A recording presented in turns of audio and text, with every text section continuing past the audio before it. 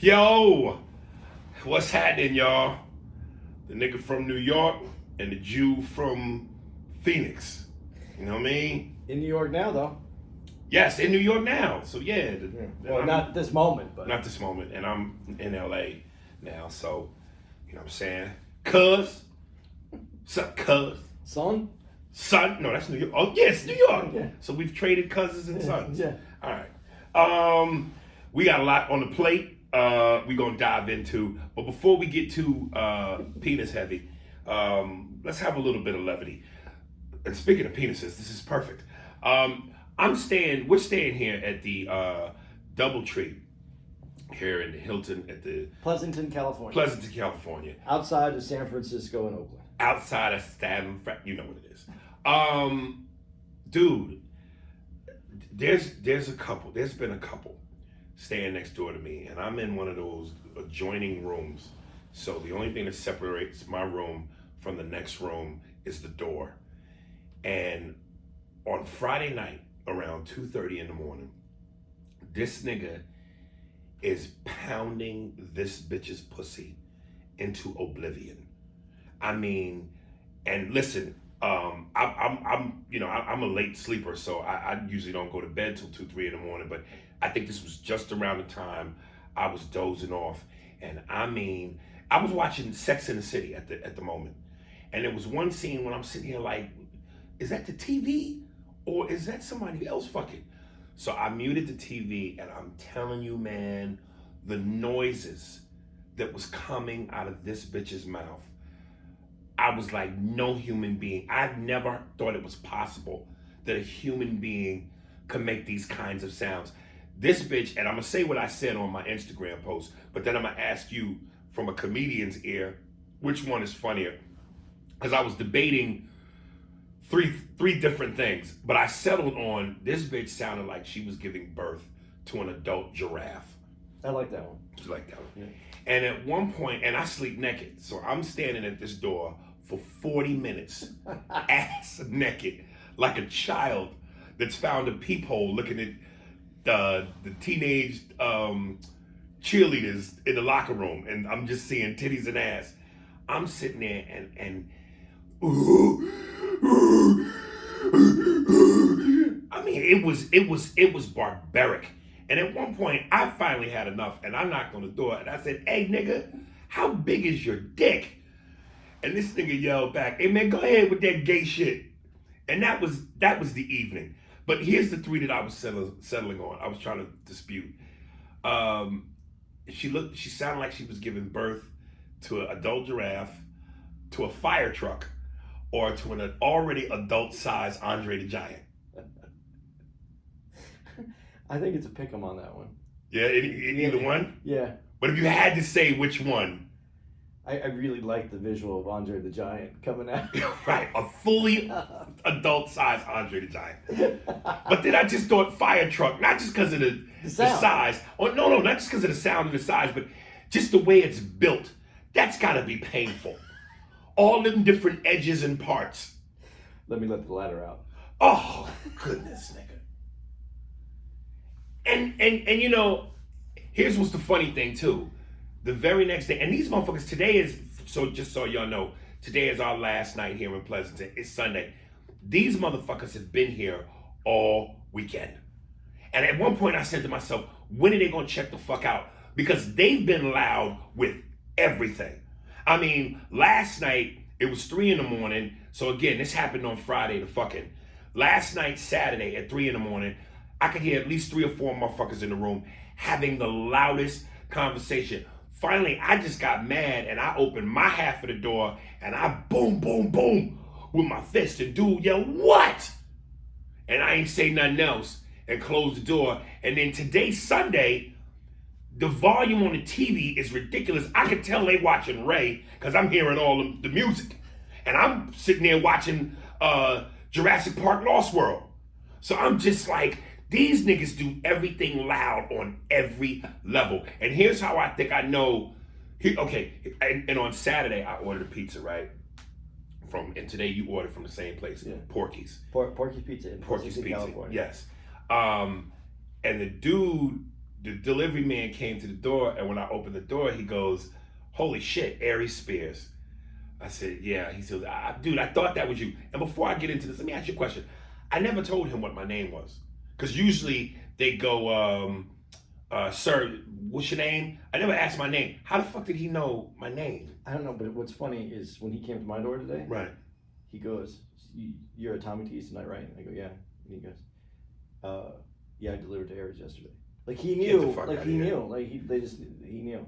Like I understand them knowing you, recognizing Right. your TV, but when they put me, include me, I'm like, I don't know. Now I know how Michael Jordan felt in Utah when the pizza was. But I'm just wondering. So he knew who I was, and I think because he said my name, the people next door heard it. Because dude opened his door and quickly looked and was like, "Oh shit." And I remember seeing this nigga on Friday as we was waiting outside for our pickup to go to the club. Black nigga with dreads, pants sagging below his ass, and the white bitch that he had with him was, you know, obviously she liked niggas because she acted like one. But I think this was the couple. And I just, you know, like Chris Rock said, I love black people. I hate niggas. The older I'm getting, the more I'm losing my inhibition, and the more I find myself wanting to be honest about what I like and don't like, and I'm vocal and I don't want to hold back. I can't stand ignorant niggas. It's funny because there's a comedian, I think it's a black comedian too, that has this joke. But the thing that annoys me, if I have to break down some of my peoples, right. I got a couple of different trees in my in my garden. So, but Jewish women, when they go and they talk, when they're like at a brunch, right, they're so loud. That's what I related that to, and it was funny because the comedian's joke was that all Jewish women are just young black men. That's funny. Because the way the chains, the look, the right. gold, the tracksuits, that's all Jewish women. It's amazing how many white ethnic groups that claim not to like us are just like us. Because you could say the same thing about old Italian women. Yeah, maybe you guys stole that from those old Jewish women. No, niggas don't. Are you guys playing Mahjong? What's Mahjong? What is it? It's basically it's dominoes for Jews. Really? Yeah. Do they use dominoes? It looks like a domino. Yeah. See, this is what I'm saying. This is why I don't understand why we are so disliked and we are so alike. Jews, y'all known for y'all beaks. Nigga, we known for our noses. Our noses is wide, y'all shits is long. It's like that line in The Sopranos when Richie Aprile told the dude who shot Christopher that Christopher's nose was like a canopy. He could smoke a cigarette in the rain. Like y'all known for y'all beaks, y'all known for gaudy jewelry. Same as us, same as the Italians. Y'all know the Italians that know, I always said, leather jackets, big nose, gold chains, and Cadillacs. But if you look at the history of America, our neighborhoods are always right next to each other. Jews, Italians, blacks. It's a shame how badly we are disliked. But yeah, man, and listen, we check out tomorrow. I was hoping these motherfuckers was checking out today. But these motherfuckers have been with me the whole fucking weekend. Maybe you should take some notes tonight. No, I know what I'm capable of, nigga, and I'm not, I know what my goals and my limitations are, and I used to do a joke where I would go, I'm like a gym school teacher, nigga, and I'm the coach for the bus. I'm gonna call your name 3 times on the clipboard. If you ain't came, bitch, the bus leaves without you. If he makes a bunch of noise, then you should pound on the door and go. And when he yells at you, you go, "Hey man, can you storyboard that shit for me?" Listen, there was a couple things I was thinking about yelling. I was like, do I yell and go, "God damn, can I have some?" But I just, dude, I'm telling you, and somebody hit me on Instagram and said, "Dude, you should have recorded the noise." And I was like, God damn it, I was so caught up in the moment. Yeah. And I thought it would have been great if I could have recorded the noise, said the line about nigga, how big is your dick? And then looked directly in the camera and whispered, and don't forget to subscribe to the Spears Steinberg. Because that's just great advertising. Yeah, but no, it would have been great. But see, this is what the problem. This is an American problem, right? This is a worldwide problem. If your first instinct is to go to your phone immediately, Right. that means you're not in the moment. Yes. We're not living in the moment. A lot of us are looking for moments to give to other people instead of living our moments. So in some ways, yeah, it would have been great for the podcast. But see, that's that old school. I'm not from this young generation. So my first instinct in a moment is to be in the moment. But are they going to enjoy life the same way, sharing the moments with other people, but not living that moment, as opposed to us living in the moment and going, "This is fucking great. Listen to that." There's a difference. I don't know which one's better. Dude, I know sometimes people might think I'm exaggerating for entertainment purposes. You know, and that time you and I had stayed in the same room in Ontario where we had the double beds. I swear I wish she was in my room. 'Cause I would have woke you up like, nigga, listen to this. Andy, I'm telling you, dude, it made me feel inadequate. I said, this nigga's dick's gotta be bigger than mine. Exactly. I've never made a woman make this noise. I bet everybody on the floor was standing outside their door thinking the same thing. It was guttural, nigga. It was coming from a place in the gut. Dude, but speaking of sharing a room with you.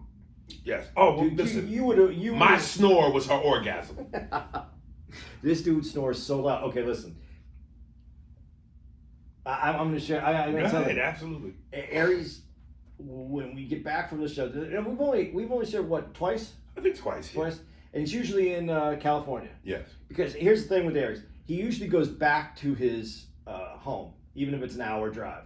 But some nights, if he has some more to drink, then we get the two double beds, and he'll end up crashing in the room. Here's how he does. Plus, it saves you money because you don't have to pay for the room. Yeah. I'm like, keep my room. Yeah. So it works out great. But here's the kick, though. This is how it works out. We go drinking after the shows, and then Aries gets food to come back. Aries somehow manages to eat all his food, and then promptly passes the fuck out. No words, no itis, nigga. No nothing, just out. But it doesn't just. There's about maybe 30 seconds of out. Right. And then this incredible dragon snore. And the dragon snore is bad. I'm not going to lie about that. It's bad. And I was actually I had the pillows over my head, and I was trying to go to sleep, and you eventually accept that that's the noise, and then you fall asleep. But he doesn't just continue. He stops breathing sometimes. And that is what wakes me up, because I'm hearing like this, and then all of a sudden there's nothing. I'm like, this dude's dead. Oh my God. And then so you look, and then finally, about the third time, after the third time this happens, you go, well, if he's dead, at least I'm going to fucking get a good night's sleep. And if he's living, I'm going to wake up 20 more times. Hey man, I know it's bad. I remember one time you recorded it and played it for me. And I'm telling you, I wish I could have a recording of this bitch screaming. And again, let me not even say scream. A scream is a cry for help. This was something's on top of me. And my snoring, because it was bad, dog.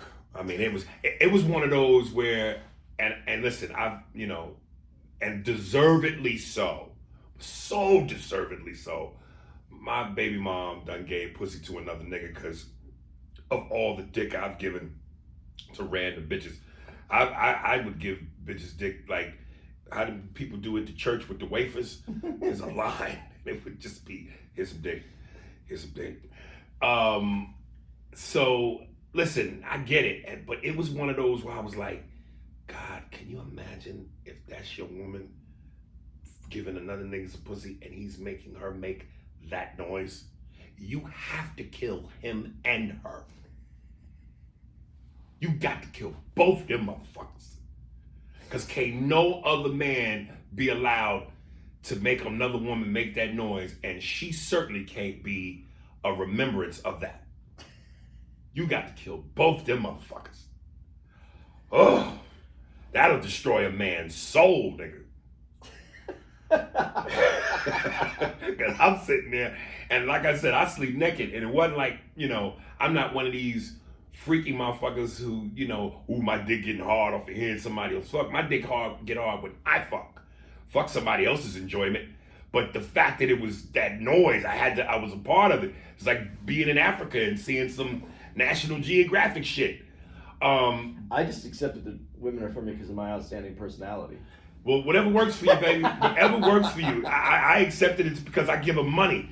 But I'm sitting there like, and my dick, I'm like, I know this nigga's shit is a Pringles can, because right now my shit is an ounce of half-eaten Mentos, nigga. I felt so unlike a man, nigga. Speaking of which, let me segue into this. You should knock on his door though before when you go back to the room and just get a quick pic of him. Post it on the podcast. Oh shit! Yeah, that nigga. Something else I want to address since we're on this topic. Some dude sent me an email, which we'll read in the email episode, about something called liquid Viagra. It's like a liquid or a chocolate candy or something. And basically he was like, dude, you should try this. Get your dick hard, blah, blah, blah, blah, blah. And listen, I'm being open and honest here. I know I've mentioned this on the podcast. You know, I'm type 2 diabetic. So I take sildenafil, which is, you know, dick pills. And here's where sometimes it sucks being famous.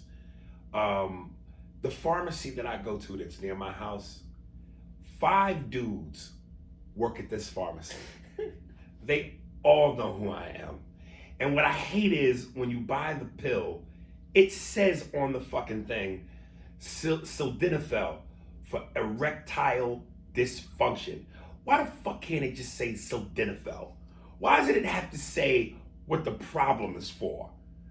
So it's like, nigga, do you know how like really, 5 of these dudes when they come in and, oh, what's up, Mr. Spears? And they keep it professional. You know, they don't fanboy out. Hey, what's up, Mr. Spears? But I'm sitting here going, do you realize that if these 5 dudes wanted to, and they probably some of them are, they could tell their friends, yo, you know, comedian Aries Spears got dick issues. It's like I got 5 Alfreds at the pharmacy, nigga. 5 niggas know I'm Batman. These niggas know my true identity. It would be so great if that sildenafil, yeah, if it came in a bottle about this big, shaped like oh god, yeah. You should just walk in and go, can I get my dick pills? Yeah. Can I get my dick bottle? Oh nigga, oh god, it's so fucking embarrassing. It's like the one time I'm getting, and then sometimes the pharmacist is a female. I'm like, Jesus Christ, just like to have a bitch know you got dick problems. I don't know what's worse, a dude knowing or her knowing. Dude, I used to tell this joke on stage, and I don't know if I should tell it. Yeah, I'll tell it. When I was in my about 50, I started to have some problems with my prostate, with peeing. Right. My prostate was getting large. I had to go to my doctor, and my doctor was a female. And that's one thing. And my doctor also was a black woman. So I had to take my broken white dick to a black woman who I'm just going to assume, I don't know, but she went to high school, to college, right, to medical school. Right. I'm assuming at least one time in there, she's ran across a dick. Right. The supreme size. Right. The supreme size. That's the extra value meal. Oof. That's what that nigga had in the room. But go ahead. And I had to take this broken fucking, and I got it, and I was so like that night. I was like, I gotta go see it. And I like this. She's the nicest woman. Like she's one of the nicest women I know. Right. And I gotta go put my dick, and she's gonna. And I got there, and I told her what a problem is, and she goes, "How about we just send you to a urologist?" I didn't have to take it out. I was all paranoid about it all night long. Right. Before we get serious, there's 2 more things I want to mention. Dude, well, you know what? And this actually is going to bleed into our serious shit. So before we go there, let me mention this. And I know this is just totally different from what we're talking about, but one of my favorite movies is Rounders.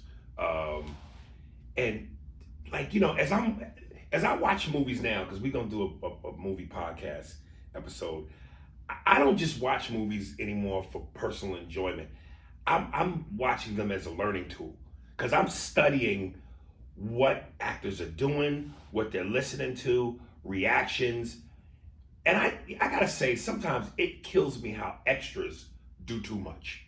Like, a job of an extra is just to blend in the fucking background and don't do nothing else.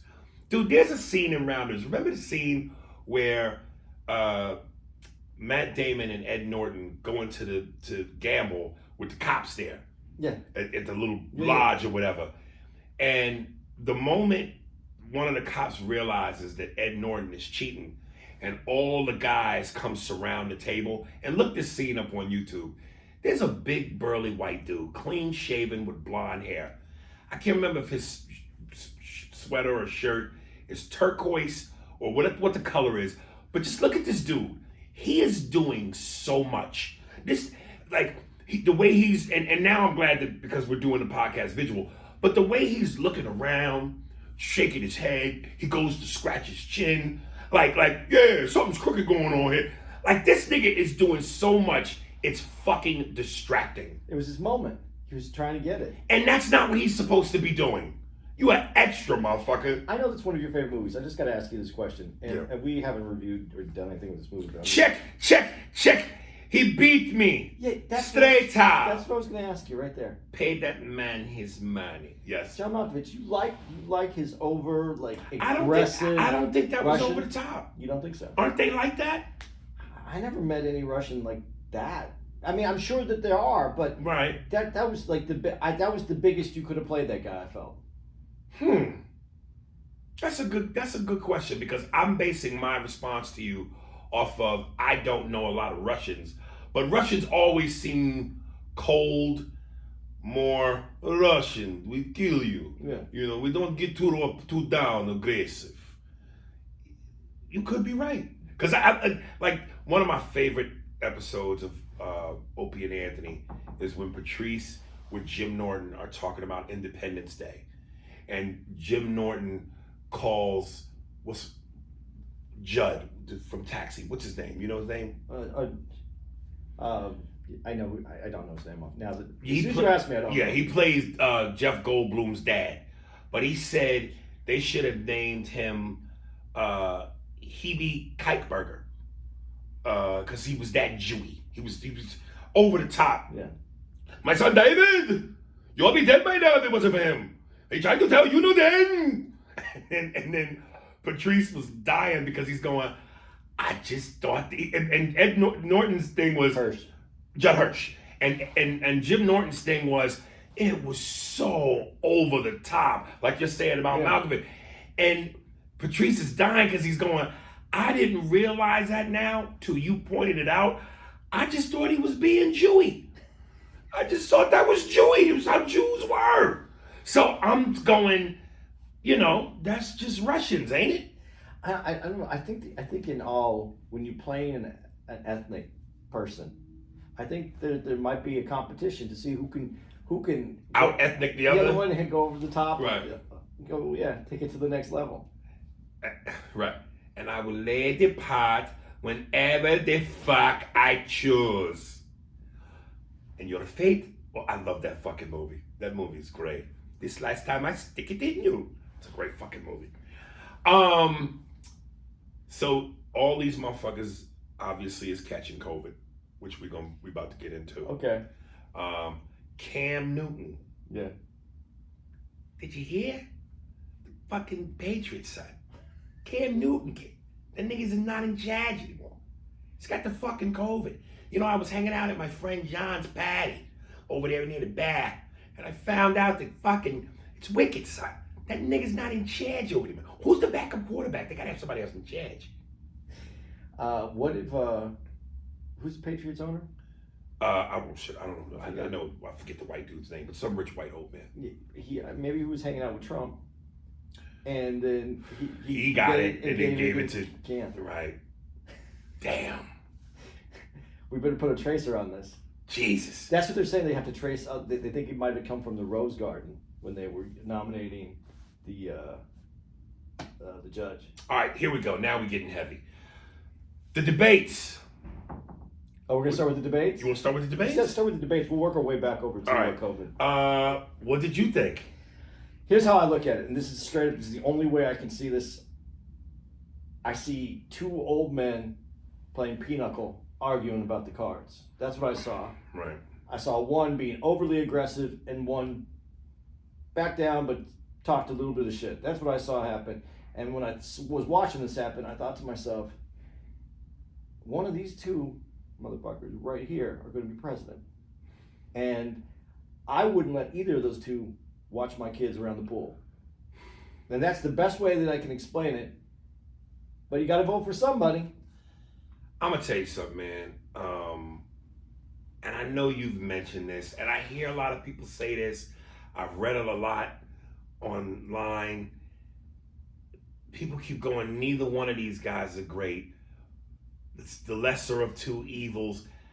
And listen, I know Joe, like most white people, have said some shit, done some shit. I really am hard pressed for you to ever find me a Caucasian in America who hasn't done some anti-nigger shit at some point in their life. Now, I'm not saying full on white supremacist, white outfit, skinhead, kill all niggas, motherfucker. That's the extremists. But somewhere down the pipeline, I really don't think there's any Caucasian that's 100% anti-nigger clean. They've made some mistakes. I'm saying all that to say this. I don't feel about Joe Biden the way most people do. He comes off now as a very legit, why not him kind of guy. I don't see the big harm in him that everybody sees. I mean, honestly, and I know this goes out to people who don't know me very well, so the only way I can explain how I feel about the election, and I'm not trying to tell anybody how to vote or what they should vote for, but I see two people that are going to take us in different directions on different items that are problems in this country. One, I do think our economy is one thing, and I think our race relations is a completely different thing. And I don't think Joe Biden's going to take us to a good place in our economy. But we can survive that. I think Trump is going to Trump would take us to a place in our race relationships where I could see us having a problem in this country where this country doesn't survive that, where we have a civil war. Well, according to what they call them, the boys with the Proud Boys, is that what they call them? Yeah. According to the Proud Boys, if Biden is elected, we're gonna have a problem. If Biden isn't elected, and if Trump, whenever he gives that word, we could have a problem. But certainly, if Trump doesn't win, according to them, they ready. I think it's going to be a lot more. The thing that's made this country. The thing that's made this country work like no other country has through its government. I'm not saying great, I'm just saying the country, through our government, has done one thing better than any other country, and that's the transition of power. Every 4 years, or every 8 years, but every 4 years on the election, if the power is transferred, the power peacefully transfers to the other party. If Trump tries to do anything that is... stand by, stand up, what do you say? Stand down, but stand by, whatever. No, stand down is what he tried to say. I didn't mean stand by. He said, I meant to say stand down. Wink, wink. But it was stand by, whatever the other part is, but stand by. I didn't say stand down. No, I think he said stand down, but stand by, is how he said it. No. I think he said stand up and stand by. No, I don't think so. I don't think so. We'll check it. Yeah, but no. But stand down, but stand by is worse. Stand down is all he had to say. Stand down is what he should have said. Stand down would have been him denouncing. Yeah, and that's what he should have done. But because there is no need for a group. There's no need for militant. If we want to be a peaceful country, there's no need for a militant group. We have militant groups because we're not at peace. So the truth is, we're not at peace. That's the truth. Right. But it would be when he said name one. When he said, do you condemn these? Right, and he said name one. I'll condemn it. Name one. What are you talking about? I think that he thinks there's a difference between Proud Boys, the Ku Klux Klan, Antifa, who else is ever out there. I think, to me, this is all about civil disobedience. And that is good to have civil disobedience, but to have a group that is causing issues is another problem. let me go back to Biden for a second with what you just said, because again, I'm not a numbers guy, so I'm not that deep into why Biden is in terms of the economy, in terms of what you're saying about he's going to take us in a bad place. I don't know enough about that.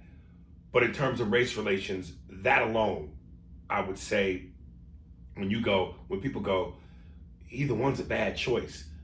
Okay, but if we're going to play the lesser of two evils game, let's really go with the lesser of the two evils. And from a racial standpoint alone, not to mention just from the standpoint of professionalism, competence, humility, if we just go with race alone, this is not a hard choice. No, I think the things that are going to come out about coronavirus and the way that he's handled it, which I think he did some things. And I love the way that Joe Biden kept going, how you mishandled this. Yes.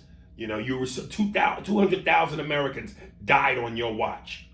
But let's not be disingenuous about that either, because there's deaths all over the world. I think Trump could have done a much better job than he did. But I will also say, when Trump called out Biden, Biden said he wasn't one of those people. I'm not 100% sure Biden was, but he was in line with the people that called Trump a racist for trying to shut down China early and then shutting down Europe. Calling it the kung fu. Come on, man. Let's just talk about class for a second. Okay, now we're talking about that. We got a whole other story. Well, no, but I'm just saying, Trump's got this thing. And listen, even I, at first, I'm not going to be the person to go, I hope this motherfucker dies. I'm not that. I don't want to wish death upon nobody. Well, then you've got the vice president as president. That isn't going to do anybody any good either. Well, okay, but unless you are a child molester, I don't wish death upon nobody. But I'm not saying I'm sad. I love the irony of it. Here's a dude who kept going, don't wear masks, not telling his people to wear masks, leading by example of not wearing masks, holding rallies with no mask, making fun of Biden like he did at the debate. This guy comes in with this big ass mask, denying the science, denying Dr. Fauci, and now look. So I just went, basically in a post, Trump supporters, you have to feel like idiots now. And, here's Joe Biden. Even I saw a tweet from Barack. Hey, man, condolences, your family, prayers, get well soon. And that's people going, that's how you lead. So just from those elements alone, I don't see why this is such a hard choice for people. Because people, okay, I'll give you some of the reasons why it's a hard choice. And and again, for the people listening, me giving my reasoning doesn't mean that I'm for one or the other. I can tell you right now, I'm not voting for Trump. Okay, but that. So you are voting for Biden. But it's so hard for me to say that. But yeah, that would be my vote. Okay. But my issue is, just because you can defend another person for one thing doesn't mean there's 50 other things that he did wrong. But I'd like to give the context of how things happen. And the reason why there's people who are worried about voting for Biden is because he's already said that he's going to increase the corporate tax rate because we need more money for we need more tax money from the corporations. Here's the problem with that. And this is a bigger problem than that. And Trump wasn't going to do anything about this either. It's not about the tax dollars. It's about the size of these corporations. It's about the monopoly that they are causing. It's about their power that they have over our influence and policy in this country. These corporations, if Teddy Roosevelt was president, we would be breaking up these corporations. He broke them up before, and it's going to happen again. You can't have this large of corporate power structure that runs our country. So just asking for tax dollars isn't going to do it. But that's a whole. I don't see Trump doing that either. But I'm saying when you do tax these corporations, we're going to see a different turn, a dip in the economy. When you see that dip in the economy, who does that affect? The rich people might lose a few $1 million, but it doesn't affect them to lose a few million. When you're at home and you're making $30,000 a year and you lose a few thousand, that affects you. When you lose a job and you lose your $30,000, that affects you.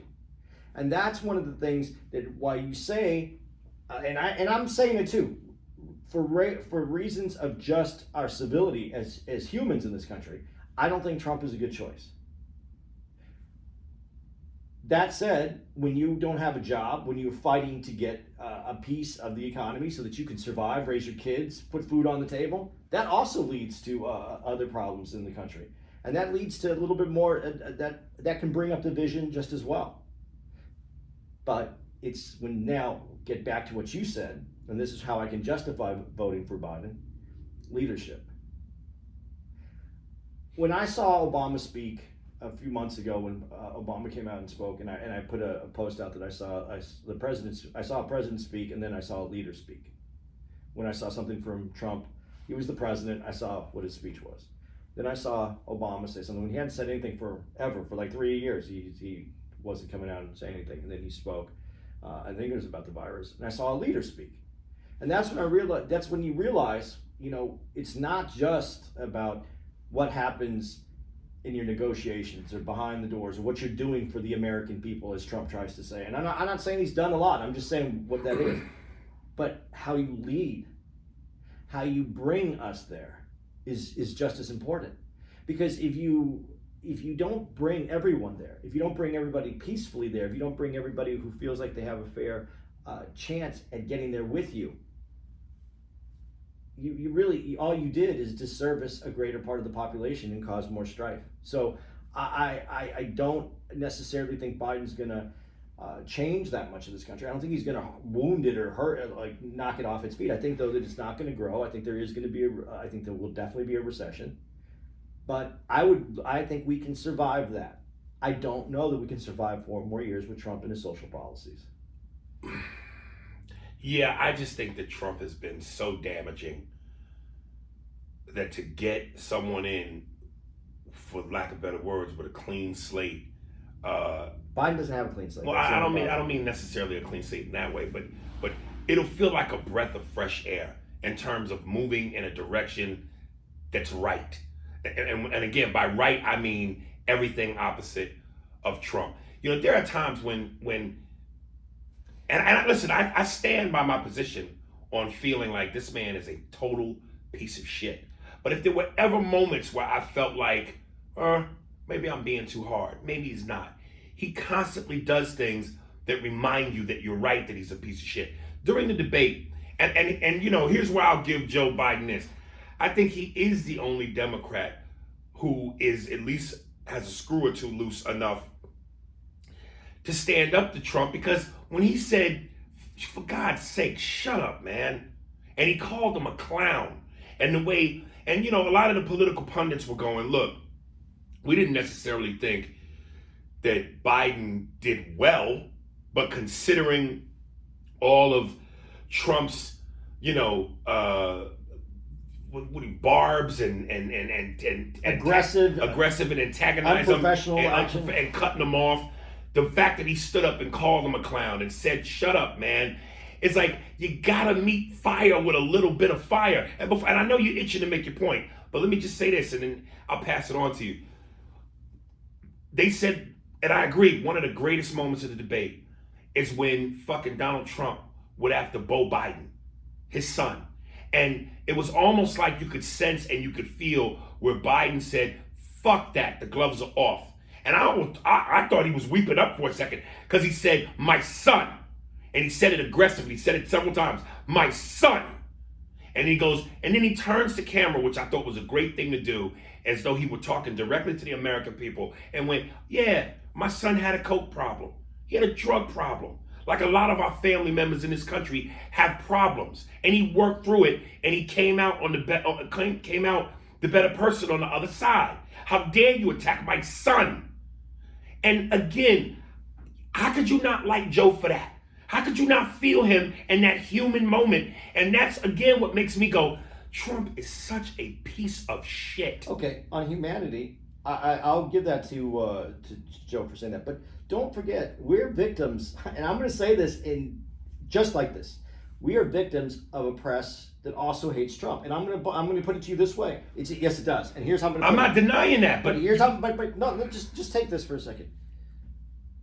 You, after 4 years in office, or 3.5 years in office, you still hear Trump is the grab him by the pussy president, right? Yep.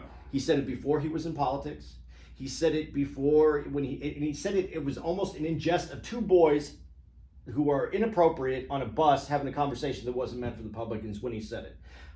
You could define him by that character if you want to. The press has, the American people for the most part have. Rightly so. Biden, the super predators. He put in act as a fucking politician, a super predator act that has been responsible for putting more black men in prison than anyone else. But where is the press calling that out? But you can't. And this is where the problem is. We have come to a point where you can see behind the drape, the wizard is exposed. The country has a problem. The country has a problem. This isn't about one man or one problem. This is about policy. Our policies need to be changed.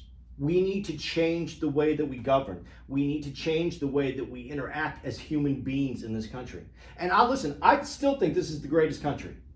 I think when I hear people say, especially when I hear black people say, we haven't got anywhere, things are just as bad as they were. No, because you look around the world. In this country, right now, we have a Black Lives Movement that has been walking, protesting, having their say, showing the world what's going on, and they're fine. I'm not saying that there isn't problems, there isn't people being arrested, but that doesn't work in other countries. That doesn't work around the world. What doesn't work around the world? Protesting the way that we are. People have been protesting around the world. It doesn't work. You mean in those countries like the Middle East where you get stoned and killed for doing that? It's all over the world. People get put down in other countries. But I've seen plenty of images of people all over the world protesting Black Lives Matter. What do you mean protesting Black Lives Matter? Doing the same thing we're doing here. Yeah. Marching, signs, wearing T-shirts. But this isn't all over the world. We have gotten better. This wouldn't happen in the 1950s. This wouldn't happen in the 1960s. We are growing. When you look at those marches and those rallies, it's not just black people anymore. It's white people. It's people from all over the world that you see in these marches. As you said, the whole world is standing up. We've made a difference. We are going forward, but the policies need to change. This one president versus the other president isn't the answer. That's my biggest point. I don't want people to feel better about electing Joe Biden because his policies are some of the policies that have put us in this situation in the first place. But let's look at something for a second. Be true to your own words. If we're talking about progress and change and policy, and again, I said, I don't think there's any white person alive that is 100%. I ain't said something or done something. There's no people alive that haven't. Okay, that being said, we're not looking for perfection. And it'd be nice if we had people that didn't do shit like that. But that being said, can we chalk that up to a fucked up mistake? Because, let me finish. Him having Kamala Harris as his VP, a woman of color, if Super Predators was a fuck up, fine, he did that. This is a nice apology. Is that not progress? Is that not trying to do better? Having a woman of color, a woman as a a vice president, that's not a good thing? I didn't say it was a good thing. Okay, so you still want to nail Joe's balls to the cross for Super Predator while at the same time he's doing this? No, that's not what I said about him. I'm saying a change in president doesn't change American policy. He is responsible for the policy as much as any other president that's come before him. Okay, so who's to say that this time around some of that doesn't change? But it's only going to change if the people continue to protest, if we have these movements, if we have this. What I'm saying is, my thing with Biden isn't just about Biden. I'll take a recession. I'll take a hit financially. Change the policy, make the world a better place, make this country a better place. Let's lead. Well, now here's the good news. We're going to either see if he's going to do like every other politician historically has done, which is tell us everything we want to hear to get the vote and get put in place. And then once they're in place, it's business as usual. You don't think that is how you get elected, though? Okay, but we know that's always been the formula, which is why we keep crying about the same shit every 4 years. But that's why we need to continue. But I want to go back to where you go. The press has been unfair to Trump. because you don't believe No. that a lot of how they come at Trump, he brought on himself. He assaults every reporter that does their job. This has very little to do, when I talk about the press, has very little to do with Trump and more to do with the direction of the policymakers of the news. News used to be independent, where you made your decision about the characters that they were speaking about. Now all news has put their hands up and said, no, we're slanted. We believe in this. This is how we're coming at this angle. That's why everybody hates Fox News, because they come at an angle. A lot of people who like Fox News hates CNBC because they're coming in an angle. Well, they like who supports their narrative. Exactly. The narrative by the press, by the bulk of the press, hates the conservative through line. Let's put it that way. Right. But be honest, because it's not just the conservatives that have made the policies for this country. It's also the liberal Democratic side that has made it, not this ultra liberal. I'm not talking about what we're seeing right now. I'm talking about the people in power, the policies they've made. Right. We are at a place where we have gone too far. We have been through this coronavirus. As horrible as this is, and I'm not going to say anything about the people who've passed away or have been affected by it in financial reasons, affected by it in family reasons, but there is an upside to this coronavirus, and that is that we were all at home. We've all witnessed this. We've all been forced to watch this. It wasn't like we had to go to work and this fell by the wayside. We have 6 months into this now. We've seen where America needs to go, where the world needs to go, where the changes need to be made. This is the most honest conversations we've had in decades. Don't lose the momentum because I really have this feeling that the finish line is Trump's no longer in office. That is not the finish line. That is the new beginning, and that's my problem, because Biden is not the answer to this new beginning. Biden is the start line of the new beginning. I don't believe that person who's been in office, who's been in government for 40 plus years, is the one that's going to take us to the finish line. He's the start of the finish. He's the beginning of the new start. But we have put too much. The people who have lost their lives with coronavirus, the people who have had financial hardships, don't let this moment slip for everything that they went through that forced us to be home so that we could see this and witness this. Don't let this moment go because there was a change made and now we can feel good. This is not the time to feel good. When you looked at these two guys, and you said it yourself, Biden, no one said Biden was great. They said he was better than Trump.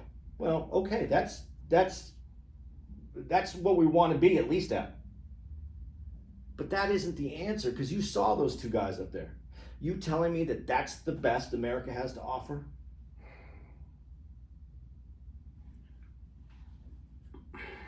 I want change. Yeah, listen, again, whether it was the Clintons, and what was the stat that they put more black people in jail under their watch? She was one of the people who co-authored that bill. Okay, so again, whether it's Clinton, whether it's Biden, be it Trump, and I know, we're beating the same shit here, humming the same tune, but historically, this has always been the case. This is all right or left. It ain't never been yay for black people. Yes, there's been things that have gotten better. Yes, there have been certain policies within certain time frames in life. Definitely signing the Civil Rights Act and all of that. We've made progress. We've done things. We've moved the needle forward. But even with all that being said, we're still also at the same time getting our asses kicked. I'm not disagreeing with that. And what I'm saying is there has been changes made into the place where we are right now. This to me is like a moment where everybody is seeing this and there's no way that they can deny.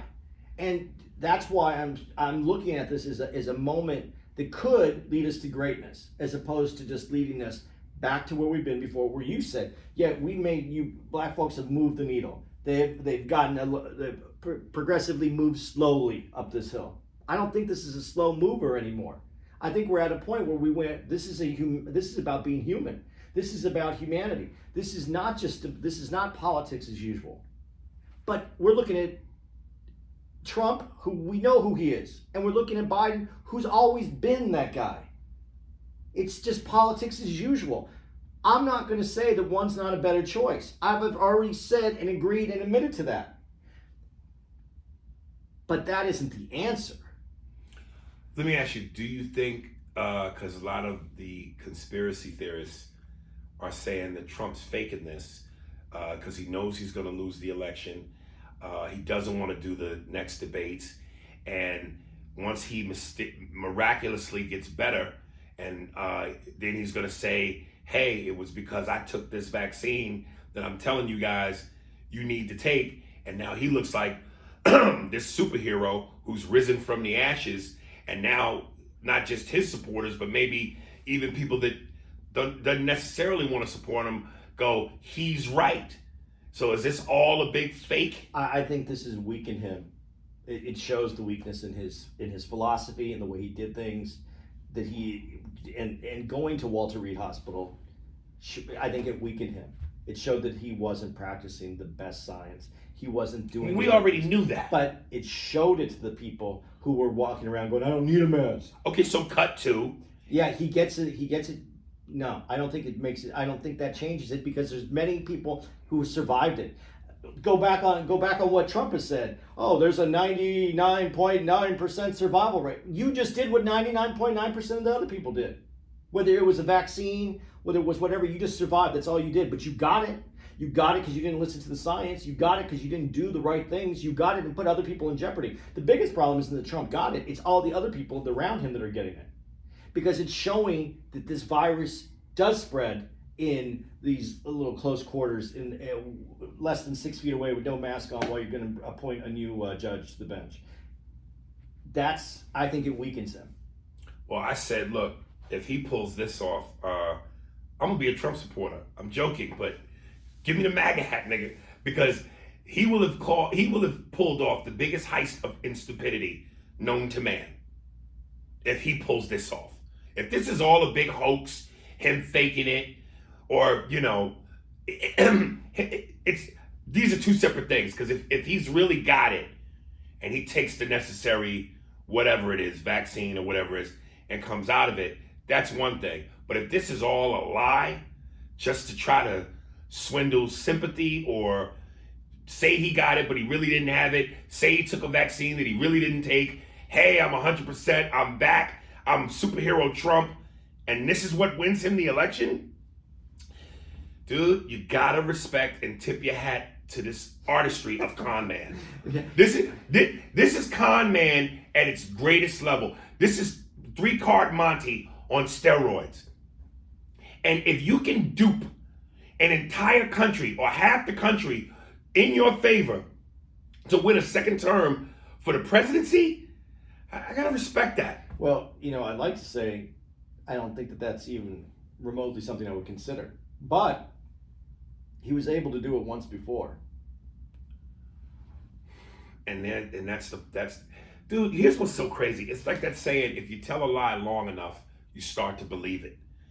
And it's just, I just have never been a conspiracy theorist. But I swear to God, you start reading enough of people's comments, and it's so overwhelming how many people feel this way and say this shit. I'm starting to go, am I wrong? Like, I can't conceive him being able to get away with lying with all this news coverage that he's got it.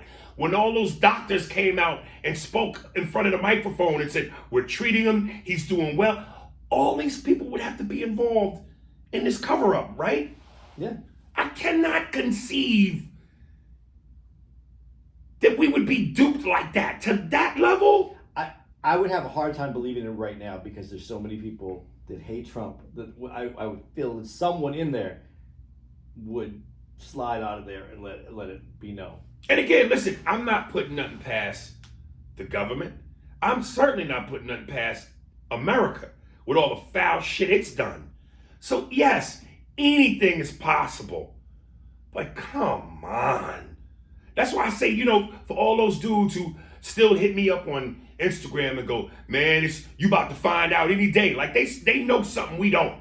In T-minus 2 weeks, the news is going to break that the pedophile ring of Obama, the Clintons, Biden was all fucking kids.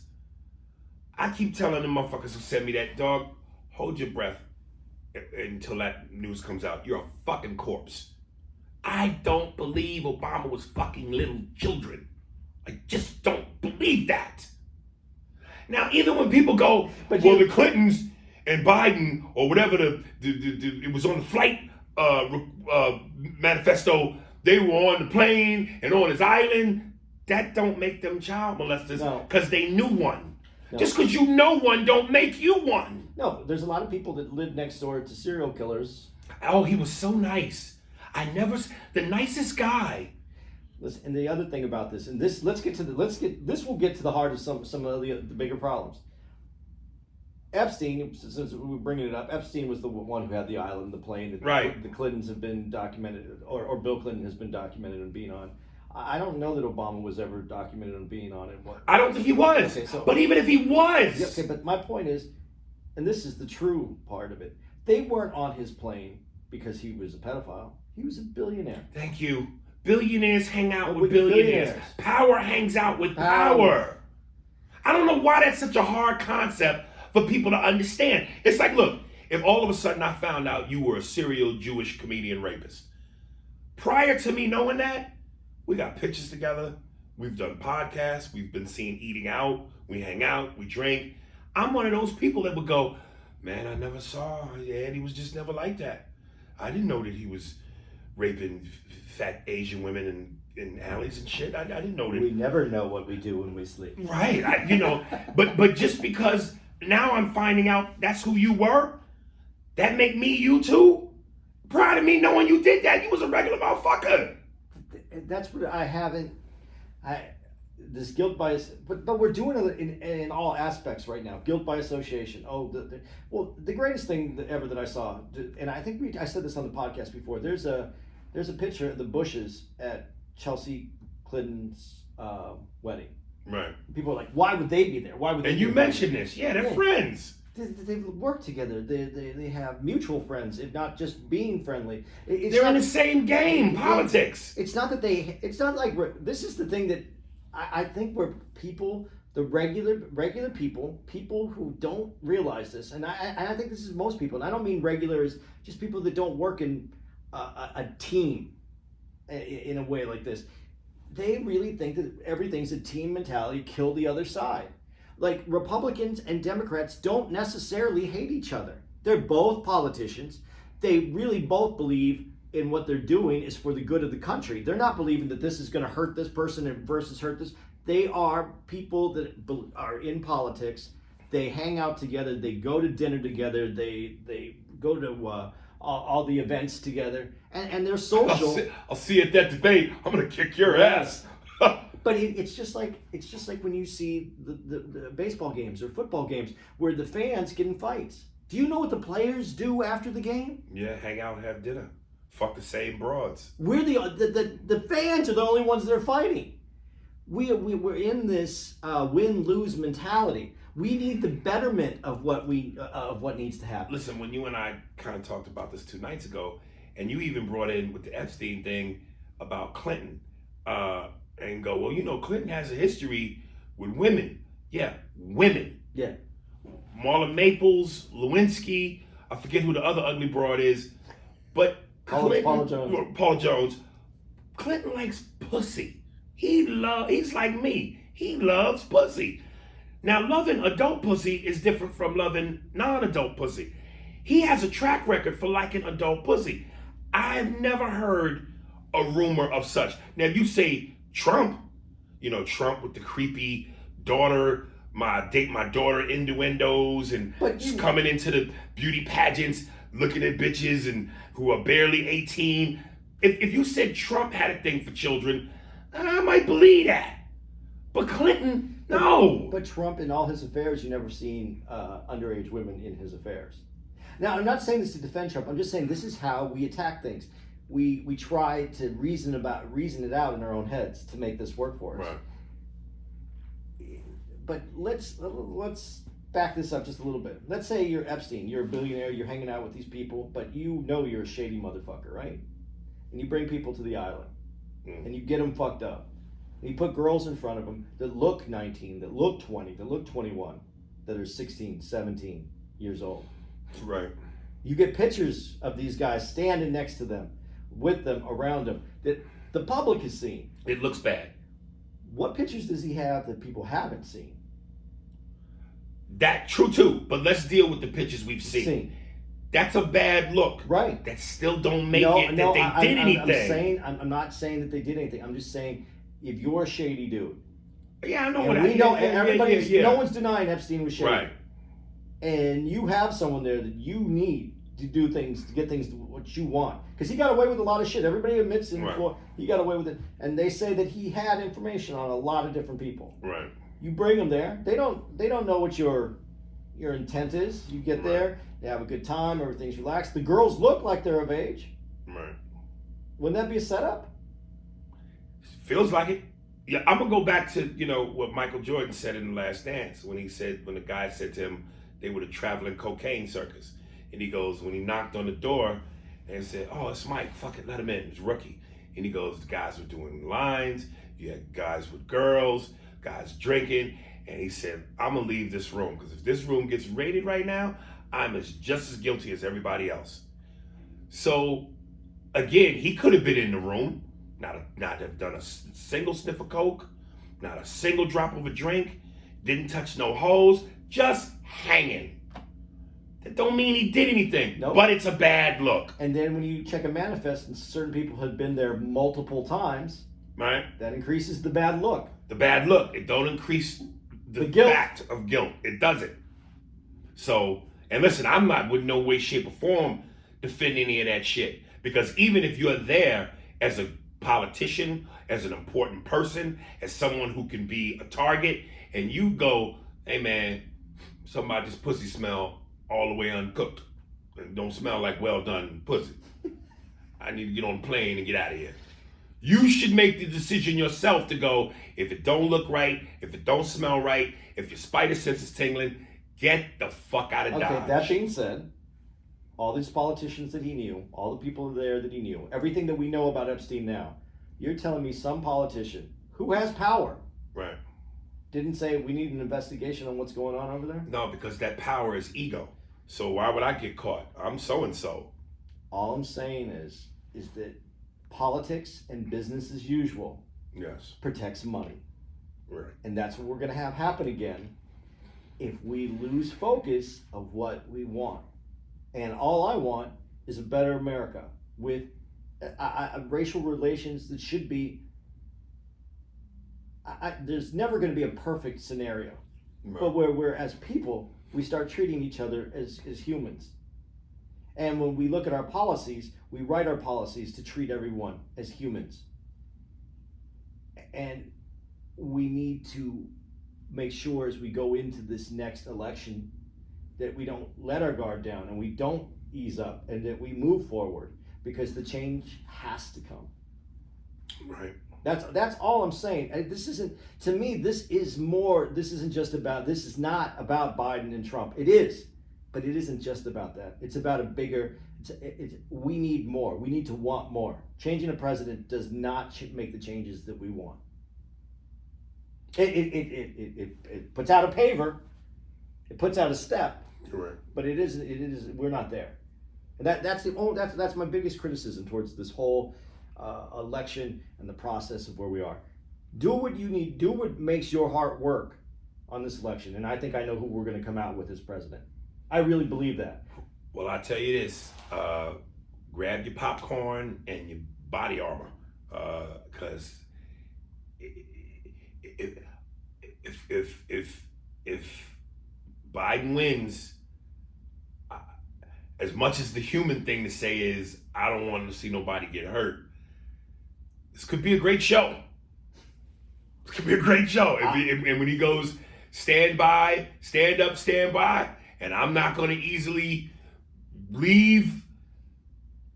Oh boy. He's set up an ordeal where he can say that there's some fraudulent election things that has happened, and they've already proven that there were some things living in New York right now. New York had some problems with the ballots; they were printed wrong. The envelopes didn't match the names on the envelopes didn't match the names on the ballot, which would would make those ballots invalid, and that's already happened, and they've already seen this. So there's mistakes that are being made. We need to make sure that these mistakes are corrected. We need to have a lot of oversight on this election. I don't know what they're planning on doing. I'm sure Trump's planning on something. I just hope that if Biden does win, whatever party is thrown, if I go to it, I can smell some well done pussy. Some all the way cooked snatch. So you don't want to go to a private island? Nah, I'll go to a private island, but I don't want no pussy medium rare or rare. I think we should leave it there, man. Yeah. I don't know that we got anywhere. I think we got plenty. I think that was juicy enough. Yeah. Yeah. We didn't have enough time to talk about Barkley and Breonna Taylor because I want to talk about it. Maybe we're not doing a second email podcast for tomorrow. No, we got to. The people love it. We got to. How about half and half? Nah, I don't want to cheat them, man. I love the podcast. Okay, then next week is going to be about Breonna. Yeah, we'll see. Well, let's feel it out. Feel it out. All right, guys. Hits 101. Thank you as always. I see you guys are doing some nice things for us. We appreciate that. As always, ariesspears.com for the Movie Madness app, which will be ready soon enough. As always, Patreon, $10 a lot of money t-shirts. Make sure you guys go to Andy Comedy for that. He'll hook you up. And I think I'm done on my end. Got that? Well, andycomedy.com, like you said, all my social media is it's in there. Got some t-shirts for sale too, guys. I want to give a shout out to Cherry Auto Repair in New Jersey City, where I'm living. Are them motherfuckers paying you? No, Ricky though, man, hooked me up, took care of me. Black-owned business, by the way, ladies and gentlemen. All right, well, fucking do it. Go visit my man. He took really good care of me. It's a great auto center. Like I said, it's in Jersey City. It's at, let's see if I have the address here. 71 Cole Street. It's about 3 blocks from my house. So go check him out, man. Give that guy some business if you're in the Jersey City area. That's it. That's it, baby. Tomorrow, Thursday, of course, emails. You've got mail. So check y'all out, man. That was too easy.